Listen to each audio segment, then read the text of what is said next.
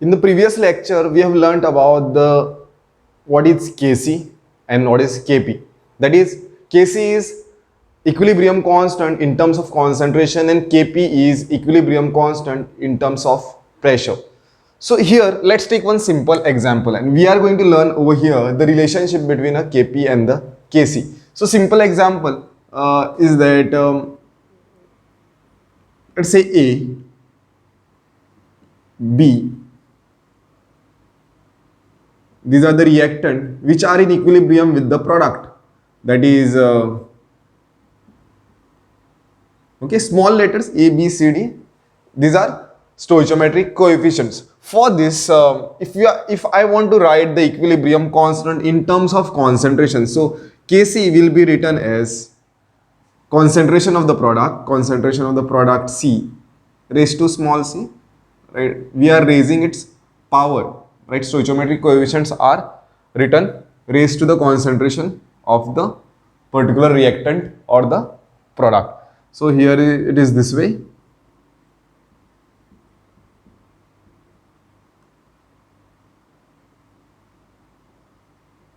Right, this is what the Kc is. Now Kp is written in this manner. It is a partial pressure of C raised to C and partial pressure of D raised to power D. This is partial pressure of A, partial pressure of B. This is what the relationship between Kp, that is equilibrium constant in terms of pressure. So now these are what partial pressures are, right? If we just talk about the ideal gas equation, if we think about the ideal gas equation, ideal gas equation, it tells about that PV is equal to nRT. And this is the relationship between a relationship what we call as an ideal gas. Now partial pressure, if I want to write the, let's say like pressure, let's understand pressure is equal to what? N by V into RT. Now what is this? N by V is given as a number of moles upon volume. Like this term represents the concentration, means I can write this as C, right? So I will write in the next step P is equal to CRT, since C is equal to N by V. What is C? C is the concentration, right? So for all these reactants in product, partial pressure could be written as let's say for PA, it will be written as, or I'll write here only so that we will get some space. So this you must have understood, since I will write here concentration is equal to number of moles upon volume, right? That is like especially when we discuss about the molarity, how do we define? Molarity is number of moles of solute upon volume of solution liter, right? Same way, number of moles of solute upon volume of solution liter, that represents the concentration. Now this is what the one equation I am getting. Let's say I want to write the partial pressure of A, right, will be is equal to, like partial pressure will depend on the concentration, right? Concentration of A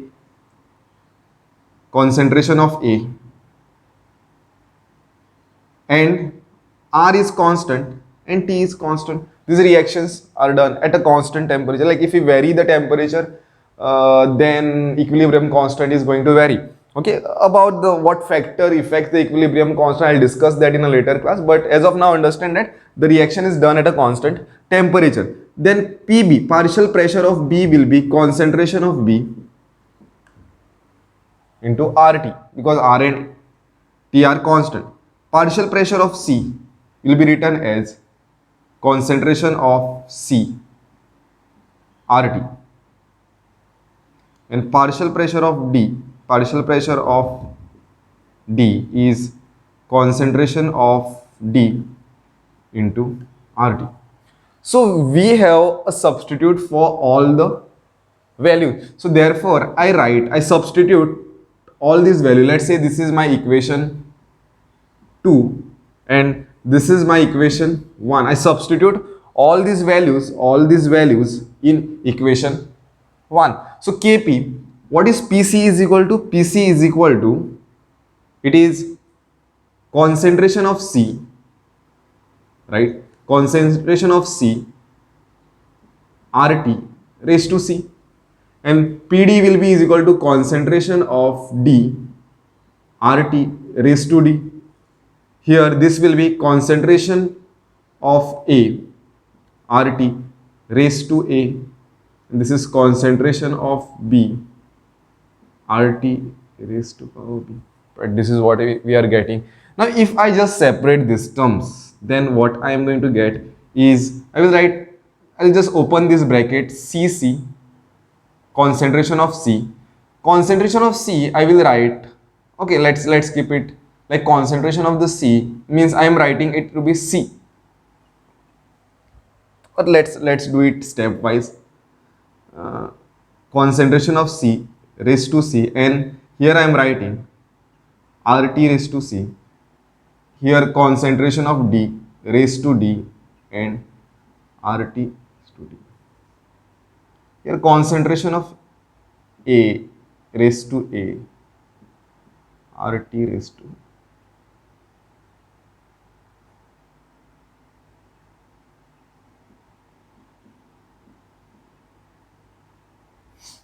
Right. So what I need to do over here is just write. So concentration of C, how do we write? Square bracket C, right? This term I am replacing, raised to C. This I will write as a concentration of D raised to D. This is concentration of A raised to A and concentration of B raised to B. What is remaining is RT raised to C and RT raised to power D. Here RT raised to B and RT raised to A and RT raised to B. This is what is remaining after rearranging. Just give me a second. I have to always check, like this is coming into the frame or not. Okay, we are getting till over here. So I'll just clean this. Please make a note of these things. I'll just clean this because I need to continue all these things over here.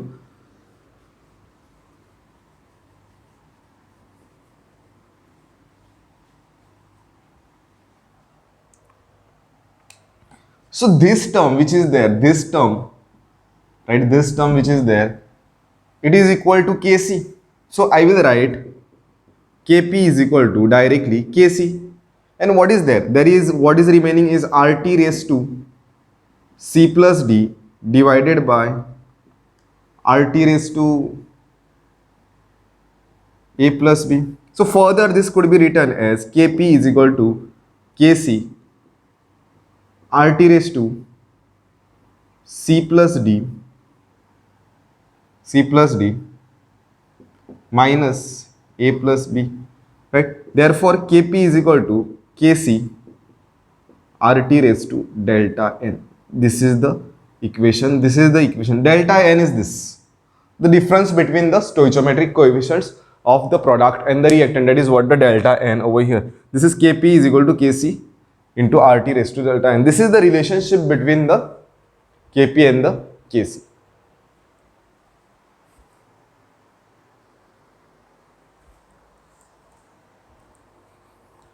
Here next we are going to learn about the reaction quotient.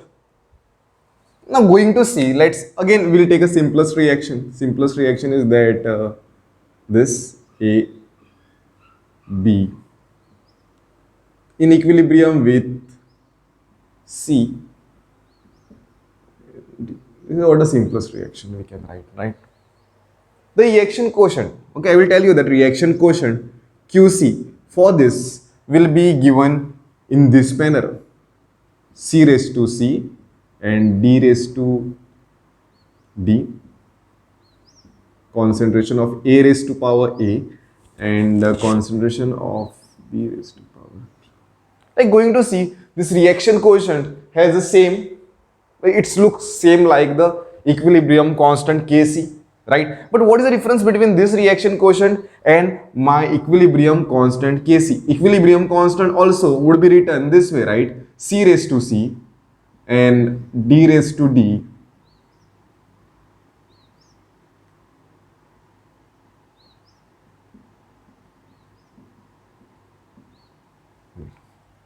This is also equilibrium constant in terms of concentration. This is reaction quotient in terms of concentration. But what is the basic difference between these two?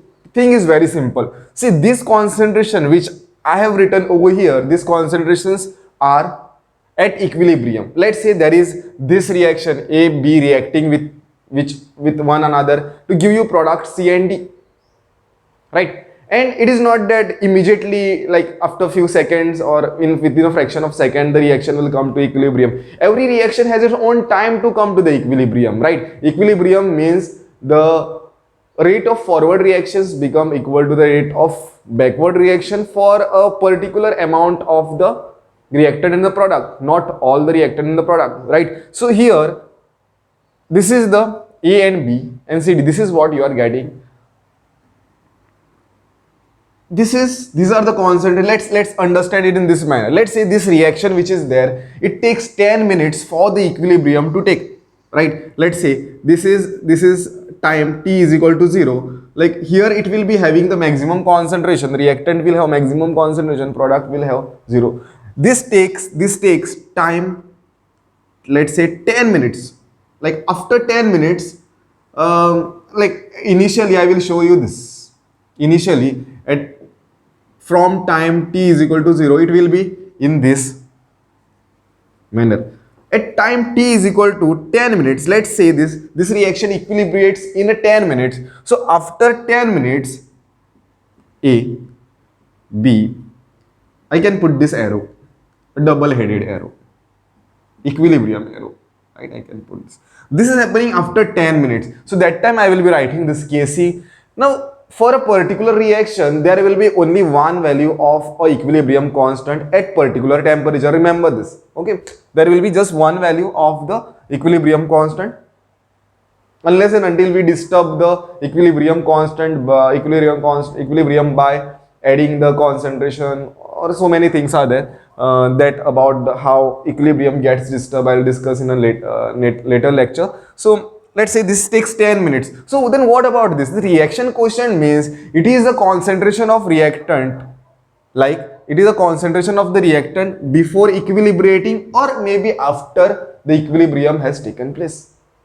After the equilibrium is done means this concentration may be at 5 minutes, right? What was the concentration? See, for every second, for every minute till the equilibrium is attained, the concentration of reactant will be changing every time. For every second, every minute, the equilibrium, the concentration of the reactant and the product will keep on changing. Means concentration of the reactant will go on decreasing and the concentration of the product will go on increasing, right? That is going to happen. So at every second, I cannot say that just 5 minutes or 10 minutes or 8th minute or 9th minute. It could be anywhere in between this. Now the basic knowledge is that let's say at 5 minutes, at 5th minute, whose value will be higher? Let's understand it. I am saying that. I'm just saying replacing this Kc. I'm removing this Kc. Let's say I want to find the concentration at the 5th minute. Okay. So I'll assume this. Let's clean this man. Let's take this initial concentration was 10 and 10 and this was 0 and 0 at time t is equal to 0. At time t is equal to 0. The reaction 1 minute. At 1 minute, what will be this concentration? This concentration is obviously going to decrease, right? I'm just considering for simplicity it is 9 and here it is 1 and 1, right? Here after 1 minute, a second minute, this will be maybe 7 and this may be 7, okay, and this may be 3 and 3. I'm just doing it that way. So what is happening now? You calculate the concentration ratio of the concentration of the product and reactant at this time, you will get different. So as you go ahead, and the equilibrium time for this reaction is 10 minutes, third minute, fourth minute. What is that? It is a product upon the reactant, right? The concentration of the product is increasing slowly, right? The concentration of the product is increasing slowly, and that of the reactant is decreasing. So in which case the QC value will be higher. In which case the QC will be very higher as we come close to the equilibrium. Right? So that time QC value will be keep on increasing.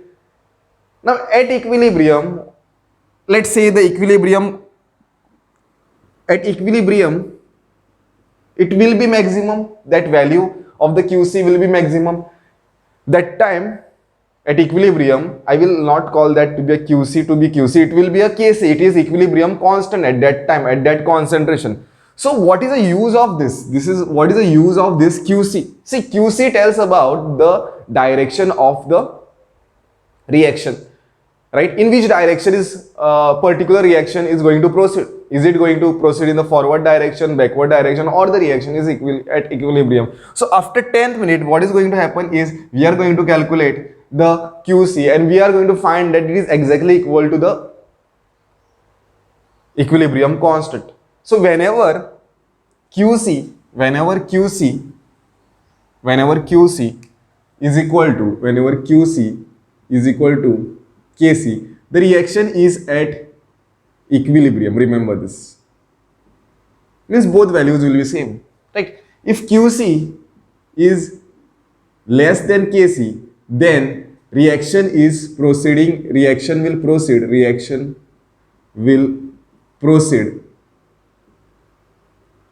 in forward direction. Means if QC is less than Kc, then what does it mean? The reaction is proceeding in the forward direction.